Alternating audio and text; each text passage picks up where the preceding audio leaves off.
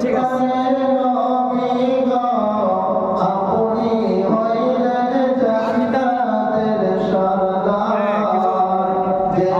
শুরু করার আগে কিছু বলতে হবে নাকি?